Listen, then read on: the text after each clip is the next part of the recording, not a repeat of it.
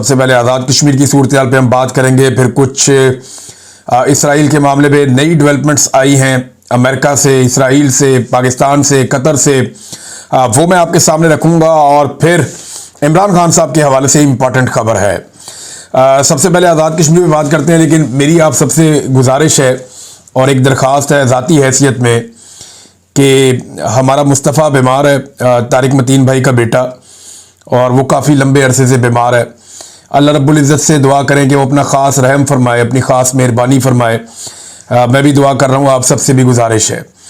और नाज़रीन अब आ जाएँ आज़ाद कश्मीर की जानिब। तो आज़ाद कश्मीर में राब्ते का ब्लैकआउट हुआ था 28 तारीख को। 29 को इन्होंने ऐलान किया था कि हम अवामी एहतजाजी तारीख उठाएंगे, हमारे जायज़ मुतालबात हैं, एस्टेब्लिशमेंट यहाँ पे गंद मारना बंद करे, अवाम को हुक्मरानी का हक दिया जाए। जमहूरियत के लिए बात कर रहे हैं, अपने हुकूक के लिए बात कर रहे हैं और पुरअमन एहतजाज कर रहे हैं। तो एक दिन पहले ही इंटरनेट बंद कर दिया गया, वहां पे तमाम राब्ते बंद है, इंटरनेट बंद है, मोबाइल फोन बंद है, बाकी सर्विसेज भी बंद है। आप अगर कश्मीर में हैं तो आपके लिए बाहर इंफॉर्मेशन निकालना बहुत मुश्किल है। लोग बड़ी मुश्किल से वहां से इंफॉर्मेशन बाहर निकाल पाते हैं और बहुत कम ऐसा बंदोबस्त है कि मालूमात जल्दी से अब राह रास्त आ जाएं। अब हुआ यह है कि आज़ाद कश्मीर से रिपोर्ट हो रहा है कि लगातार जगह जगह फायरिंग हो रही है और पूरे आज़ाद कश्मीर के अंदर शेलिंग और फायरिंग जारी है। दूसरी जानिब से मुजाहिरीन जो है वो पथराव करते हैं पुलिस के ऊपर, सिक्योरिटी फोर्सेज पे, एफसी पे, रेंजर्स पे। तो मुजाहिरीन जो है वो पथराव करते हैं, जवाब देते हैं, रुकावटों को हटाते हैं ज़बरदस्ती, जबकि पुलिस और सिक्योरिटी फोर्सेज जो है वो गोली चलाते हैं और शेलिंग करते हैं। और ये सिलसिला जारी है, अब 3 दिन हो गए हैं। डोडियाल में एक नौजवान शहीद हुआ, पहले ये इत्तला आई, ये मैं आज की बात आपको बता रहा हूं, ये उमर नज़ीर कश्मीरी साहब ने यह बताया। फिर धीरकोट में 2 अफराद के शहीद होने की इत्तला आई और वहां कई लोग जख्मी हो गए। ये इब्तदाई इत्तलात है। मुजफ्फराबाद में वहां पे जो जर्नलिस्ट है उन्होंने क्लेम किया कि 2 लोग वहां पे शहीद हो गए। फिर मुजफ्फराबाद में कल भी एक शहादत हुई थी। तो कश्मीर में जगह जगह फायरिंग हो रही है, बाग में भी शदीद फायरिंग की इत्तलात आई है। अब ये निहत्ती अवाम के ऊपर गोलियां चल रही हैं, घरों के अंदर शेलिंग हो रही है। और ये बात वहां के जर्नलिस्ट बता रहे हैं कि हमने तो ऐसा माहौल कभी सोचा भी नहीं था, हमने कभी ख्वाब में भी नहीं सोचा था कि पाकिस्तान से सिक्योरिटी फोर्सेज आएंगी और वो आकर आज़ाद कश्मीर के ऊपर लोगों के साथ ये करेंगी। ये वो वहां के जो मकामी सहाफ़ी हैं वो हमसे बात करते हैं या लोग हैं वो ये बता रहे हैं।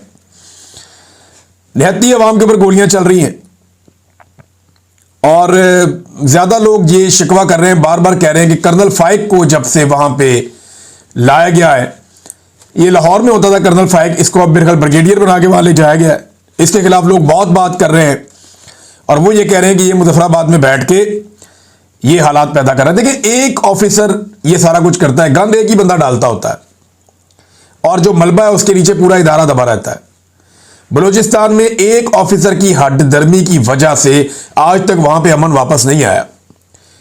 और इसी तरह जो भी आज आज़ाद कश्मीर में हो रहा है, ये जो भी करवा रहा है या जैसे भी हो रहा है, ये अगर बदअमनी पैदा हो गई और मुस्तकिल हो गई तो फिर क्या करेंगे आप? आपने मकबूजा कश्मीर के अंदर हालात नहीं देखे? भारत कितना जुल्म और जबर करने के बावजूद उन्हें नहीं दबा सका। आज उस तरह के मनाजिर जो है वो हम आज़ाद कश्मीर में देख रहे हैं बदकिस्मती से। एक ऑफिसर की बेशर्मी की कीमत जो है वो बलूचिस्तान आज तक उठा रहा है। सीखने का मौका है, कुछ सीख ले, लेकिन मोटी खोपड़ी में बात घुसती ही नहीं है।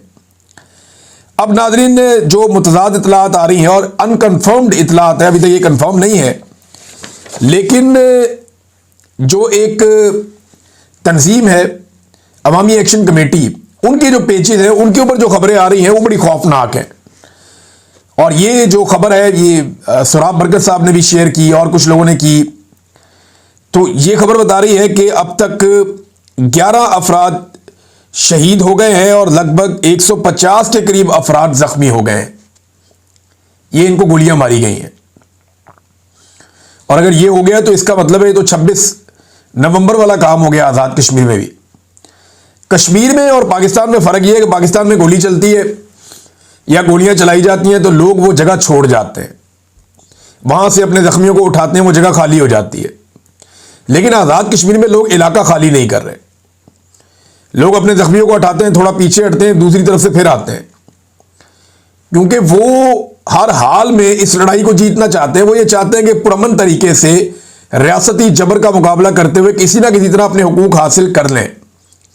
एक तरफ मुज़ाकरात की बात की जाती है, दूसरी तरफ स्टेट बुलेट चलाई जा रही हैं, लगातार गोलियां चल रही हैं, और उसके अंदर बाकायदा अब तो विजुअल्स आ रहे हैं कि लाशें पड़ी हुई है, बंदे उठा के ले जाए जा रहे हैं। एक जगह से विजुअल्स आए, वहां पे वो पुलिस वाले को गोलियां लग गई। एक दो पुलिस वालों को बताया जा रहा है, एक के तो विजुअल भी मैंने देखे, उसको गोली लग गई, वो बेचारा पड़ा हुआ है वहां पे, और जो मुजाहिरीन है वो उसे अपने कंधों पे उठा के अस्पताल पहुंचा रहे हैं। और मुजाहिरीन ने बताया कि जनाब ये पुलिस वाला एफसी को मना कर रहा था कि गोलियां मत चलाओ, एफसी ने इतनी गोली चलाई इसको भी गोली लग गई, और अब ये पुलिस वाला डाल दिया जाएगा मुजाहिरीन के खाते में जो उसको अस्पताल पहुंचा रहे हैं। जो अवामी एक्शन कमेटी के एक रहनुमा है, उन्होंने बताया और मीडिया के ऊपर बताया कि सीएमएच के अंदर हम लेकर गए अपने जख्मियों को, डॉक्टरों ने इलाज करने से इनकार कर दिया और उन जख्मियों में से भी एक शहीद हो गया। और वो सर पकड़ के बैठे हुए थे कि ये क्या हो गया, डॉक्टरों ने तो हलफ लिया इंसानी जान बचाने का, वो कैसे कह सकते हैं कि हम इसका इलाज नहीं करते और हम इसका ख्याल नहीं रख सकते। अब वो बंदा शहीद हो गया, उसके ऊपर भी बड़ा गम और गुस्सा है। बार बार पुलिस वाले भी मना कर रहे हैं, लेकिन सिक्योरिटी फोर्सेज जो बाहर से आई उनको समझ नहीं आ रही। इस्लामाबाद पुलिस के बहुत सारे एहलकार यरगमाल बन गए, शहरियों ने उनको पकड़ लिया। वो डरे हुए थे, लेकिन उसके बाद शहरियों ने उनको बाहिफाजत वहां से निकाला और इस्लामाबाद का रास्ता दिखाया कि जनाब आप इस्लामाबाद वापस जाएं, आपका यहां कोई काम नहीं है। हम यहां पे एहतजाज कर रहे हैं यहां की जाली हुकूमत के खिलाफ, और उनसे हम अपना हक लेंगे। आपको याद होगा नाज़रीन, इस्लामाबाद में जब 25 नवंबर की रात काफिला पहुंच रहा था, 25-26 की रात, तो उस वक्त खबर आई थी कि 4 रेंजर्स एहलकार हमारे जो है वो शहीद हो गए। अब हमारे जो रेंजर्स एहलकार वहां पे शहीद हुए थे ना, वो एक तेज रफ्तार गाड़ी ने उनको टक्कर मारी थी और हादसे के अंदर शहीद हो गए थे। बाद में वो लड़का भी पकड़ा गया, उसका पाकिस्तान तहरीक इंसाफ से ताल्लुक भी कोई नहीं था, उसने एतराफ़ जुर्म भी कर दिया, वो मामला भी खत्म हो गया। लेकिन उसकी एफआईआर और सारा मामला उठा के पाकिस्तान तहरीक इंसाफ के खाते डाल दिया गया और हुक्मरानों के बयानात तक आ गए, और आज तक वो जो टाउट सहाफी हैं वो पीटीआई के खाते में डालते हैं।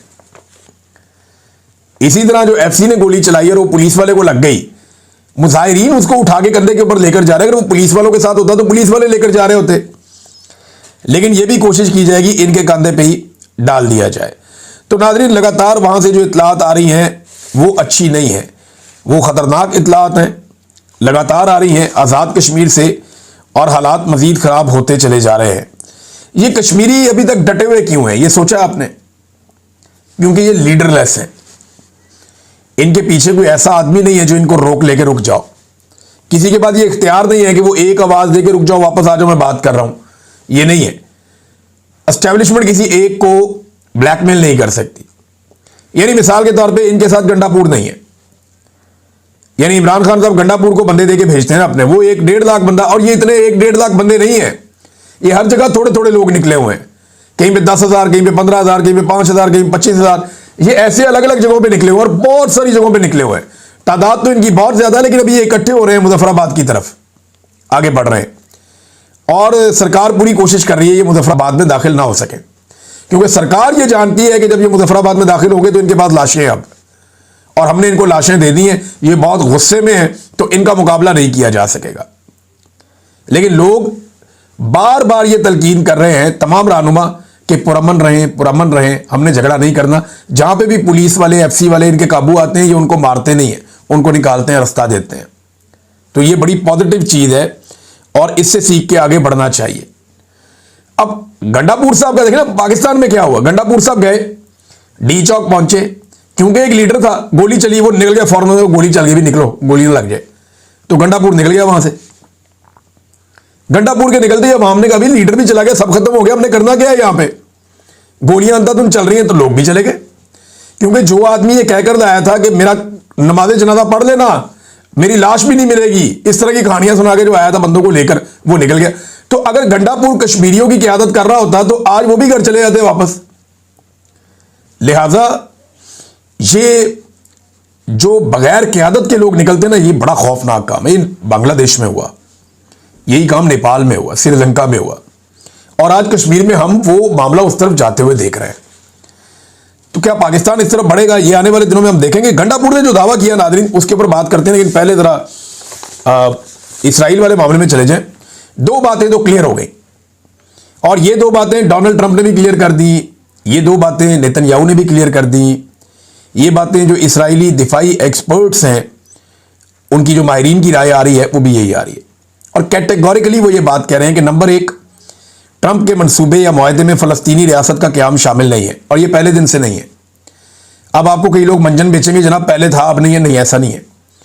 वो जो पहला मुआहदा सामने आया था, मैंने आपको जिस दिन मुआहदा शुरू हो रहा था, शहबाज शरीफ ने इसकी तारीफ भी नहीं की थी, उससे पहले मैंने मुआहदे के बारे में आपको बताया था एक शिक कि उसमें यह है कि सोचेंगे, बाद में सोचेंगे कि फ़लस्तीन को रियासत बनाना है या नहीं बनाना, बस इतना ही है। कोई फ़लस्तीनी रियासत का तस्करा उसमें नहीं है। एक तो ये बात क्लियर होगी, उन्होंने कहा जी कोई फ़लस्तीनी रियासत का क़याम जो है ट्रंप के मंसूबे में शामिल नहीं है। नंबर दो, गजा से इस्राएली फौज का इनखला नहीं होगा। तो फिर ये खे आपने मुआहदा किया है, आपने हासिल क्या किया? इस्राएली फौज रहेगी गजा के अंदर, तो फिर आपने क्या हासिल क्या किया आपने? जब इसराइल की फौज गजा के अंदर मौजूद रहेगी, वो वहां से निकलेगी ही नहीं, तो हासिल क्या किया? और जब फ़लस्तीन को बतौर रियासत तस्लीम ही नहीं किया जाएगा, तो फिर आपने हासिल क्या किया? आपने तो टके की कोई कामयाबी हासिल नहीं की। ये बात पहले दिन से सबको मालूम थी। अब ये चूरन बेचेंगे, बहाने बनाएंगे कि पहले हमें नहीं पता था, अब हमें पता नहीं, इनको पहले दिन से सारा पता था। ट्रंप ने भी लगभग ये बात पहले कर दी हुई थी और ये अखबारात में छप भी गई हुई थी। वॉशिंगटन पोस्ट की एक खबर थी, मैंने आपको पढ़ के भी सुनाई थी पहले। नेतन्याहू ने भी अब ये बात बड़ा कैटेगोरिकली उसने दोहरा दी है। फ़लस्तीनियों ने इसे अब तमाशा करार दे दिया। ये मैंने आपको AFP की रिपोर्ट पढ़ के सुनाई, उन्होंने बताया फ़लस्तीनियों ने ओवरऑल कहा कि ये एक तमाशा लगने जा रहा है और कुछ नहीं है, ट्रक की बत्ती है। हमास ने पहले शिकवा किया कि कई मरतबा मुआहदे हुए, उनकी खिलाफ वर्जी हमेशा इसराइल करता है। अमन के मंसूबे का मुसवदा अभी तक उन्हें दिया ही नहीं गया, और अब फाइनली हमास ने फारिग भी कर दिया। हमास ने साफ कह दिया कि जनाब हम नहीं मानते, और इस मुआहदे को हमास ने फारिग कर दिया। हमास का जो अब रद्द अमल है जरा वो देख लें आप। हमास के ऑफिशियल ने कह दिया कि ट्रंप का जो ये एक अमन मंसूबा है जो उसने दिया है, उसके अंदर फ़लस्तीनियों के लिए कुछ भी नहीं है और फ़लस्तीनियों का मफाद उसके अंदर नहीं है। ये कैटेगोरिकली अब हमास ने भी कह दिया, फ़लस्तीनियों ने भी कह दिया, और पाकिस्तान में भी शदीद रद्द-ए-अमल आ गया। हत्ता कि हुकूमत के अंदर से भी मुखालफत हो गई। वो मौलवी जो सो रहे थे जब उनकी किट लगी, उनकी बहुत बेइज्जती हुई पाकिस्तान में, और हम सारे डिजिटल मीडिया के लोगों ने बताया कि इनकी असल करतूतें क्या हैं। तो 4-5 दिन के बाद मौलवी अब आहिस्ता आहिस्ता जागना शुरू हुए। कल फजल रहमान साहब को अंगड़ाइयाँ लेके जागे थे वो, और उन्होंने हल्के फुल्के स्टेटमेंट दिए। आज तरीके लबैक वाले जागे हैं, उन्होंने कहा जी असं इसराइल को तस्लीम नहीं करने देंगे। पहले उन्होंने पूरे पाकिस्तान का इंतजार किया, जब सारा डिजिटल मीडिया खड़ा हो गया, जब पूरा मामला बन गया जी असं नहीं होने देंगे, अब वो कह रहे हैं ना। ये बोले शहबाज शरीफ की वो मुलाकात के ऊपर, जो जाके शहबाज शरीफ साहब ने एक अमेरिकन जूश कांग्रेस के सदर के साथ मुलाकात की, उसके ऊपर इनका कोई मौक़िफ़ अभी तक नहीं आया, और ना ही इनका कोई मौक़िफ़ वो खातून के हवाले से आया जो वज़ीर आज़म की फ़ाइलों तक जिनकी रसाई थी, और वो बार बार जोर दे रही थी, और एयरफोर्स 1 के अंदर उन्होंने ट्रैवल किया, वज़ीर आज़म के साथ उस होटल में क़याम किया, वज़ीर आज़म के साथ ट्रैवल किया, और पाकिस्तानी सरकार का प्रोटोकॉल हासिल किया। वज़ारत ख़ारजा ने उनको बेहतरीन प्रोटोकॉल दिया अमेरिका में और बरतानिया में। तो ये सारे मामले में बोला ही नहीं, कोई बोला ही नहीं। अब गोगलुओं से मट्टी झाड़ने के लिए मैदान में आ रहे हैं। हत्ता कि ये हुआ नादरीन कि जो मीडिएटर है ना बीच में मुज़ाकरात करवाने वाला मुल्क, वो तो कतर है। कतर ने भी कह दिया है कि ये अमन मंसूबे के जो नकात हैं उनके ऊपर उनको भी एतराज़ है। उन्होंने कहा जी बहुत सारे नकात ऐसे हैं जिन पे वजाहत और मुज़ाकरात की ज़रूरत है। अभी तकाजा है इस बात का कि उनके ऊपर मुज़ाकरात भी किए जाएं मजीद, और वजाहत भी दे अमेरिका के ये हो क्या रहा है। हमारे वज़ीर आज़म ने पहले दिन गेम चक दी थी पकड़ के। आप अंदाज़ा करें कि सारी दुनिया अब आहिस्ता आहिस्ता कह रही है ये गलत काम हो गया। जो फ़लस्तीनियों की तंजीमें पाकिस्तान में दुनिया भर में वो कह रही है गलत काम हो गया, ठीक नहीं हुआ, ये किस तरफ आप लेकर जा रहे हैं। लेकिन पाकिस्तानी वज़ीर आज़म ने और आर्मी चीफ ने पहले दिन तय कर लिया एस्टेब्लिशमेंट ने कि नहीं जी नहीं, हमने तो ट्रंप साहब के कहने के ऊपर लब्बैक कहनी है। इन्होंने लब्बैक कह दिया और अब मुकरने का रास्ता भी नहीं छोड़ा। अब जाके डार साहब कहते हैं नहीं नहीं, ये तो वो मुआहदा नहीं है जो हमारे साथ बातचीत हुई थी, ये तो कोई और चीज़ है। डोनाल्ड ट्रंप अब इनको नहीं छोड़ेगा, ये फंस गए दोनों तरफ से। इधर अवाम नहीं छोड़ेगी, उधर डोनाल्ड ट्रंप नहीं छोड़ेगा, क्योंकि डोनाल्ड ट्रंप के साथ बंद कमरों के अंदर जो ये वादे करके आ गए हैं ना, मीठे मीठे मुंह बना के, हाथ बांध के, और जितनी गेम डोनाल्ड ट्रंप की ये उठाए, डोनाल्ड ट्रंप की तो खुशियां ही खत्म नहीं हो रही, उसकी पूरी जिंदगी में कभी किसी ने उसकी इतनी खुशामद नहीं की जितनी ये पाकिस्तानी वफद करके आ गया। वो भूल ही नहीं पा रहा, उसकी रोजाना दर्जनों मुलाकातें होती हैं। लेकिन जो खुशामद, जिस लेवल की खुशामद इन लोगों ने कर दी है, वो लेवल कोई मैच ही नहीं कर पा रहा। ट्रंप का वो नशा ही नहीं उतर रहा। वो जहां जाता है वो जाके कहता है ये बहुत अच्छे हैं दोनों, फील्ड मार्शल और शहबाज शरीफ, इनकी बहुत तारीफ करता है। तो इन लोगों ने बड़ी गेम उठाई है। तो अब जब गेम हाथ से निकलने लगी तो डार साहब ने कहा जी हमें जो बताया गया अमन मंसूबा इससे मुख्तलिफ है, हमसे बात हुई है वो बात नहीं है। ये जनाब पहले छुप छुपा के काम डालने लगे थे, फिर ये पकड़े गए बीच चौराहे में, और डोनाल्ड ट्रंप ने भी इनको पकड़ लिया है, कौम ने भी इनको पकड़ लिया है। अब इनको भागने का रास्ता नहीं मिल रहा। तो जब माहौल बन गया तो मौलवी भी आहिस्ता आहिस्ता मैदान में आ रहे हैं। अच्छा नाज़रीन, मैं आपसे बात करता गंडापुर की, तो फाइनली मैं एक चीज आपके सामने रख देता हूं उस मामले में। गंडापुर ने दावा किया कि अलीमा खानम एजेंट है बकौल गंडापुर के मिलिट्री इंटेलिजेंस की। मैंने मिलिट्री इंटेलिजेंस के ऊपर रिसर्च की, वैसे मुझे पहले भी पता था लेकिन मैंने कहा जरा निकाल के देखते हैं वंस अगेन। तो मिलिट्री इंटेलिजेंस का जो इदारा है ये आईएसआई की तरह का, जैसे आईएसआई एक इदारा है ना, वो वजीर आजम के अंडर काम करता है। मिलिट्री इंटेलिजेंस जो काम करती है ये जीएचक्यू के यानी आर्मी चीफ के अंडर होती है। यानी आर्मी चीफ के जेरे कमांड एक इदारा है या एक एजेंसी है जिसका नाम है मिलिट्री इंटेलिजेंस। उस मिलिट्री इंटेलिजेंस ने एक एजेंट भर्ती की हुई है बकौल अली अमीन गंडापुर के अलीमा खानम। और अलीमा खानम वो वाहिद खातून है जो आर्मी चीफ के ऊपर तनकीद करती है। इस पूरी जमात के अंदर अगर कोई खुल खुलाकर आता है आर्मी चीफ के सामने तो वो अलीमा खानम है। इमरान खान का आर्मी चीफ के बारे में जितने बयान आते हैं उनमें 90% जेल से बाहर लाने वाला कौन है? अलीमा खानम। यह आपको अजीब नहीं लगता कि आर्मी चीफ के जेरे इंतजाम या उनके जेरे कंट्रोल या उनके अंडर चलने वाली एक एजेंसी की एक एजेंट आर्मी चीफ पे बार बार अटैक करे, उन्हीं को रगड़ा दे? ये कोई बात समझ आती है? तो गंडापुर की जैसे वो बात समझ नहीं आती ना कि इतने सारे पहाड़ क्रॉस करके 8 जिले क्रॉस कर लिए और रातों रात पता नहीं कौन सा कारनामा कर दिया सुपर ह्यूमन बीइंग बन के, जैसे वो बात समझ नहीं आती ना, ऐसे ये बात भी समझ नहीं आती।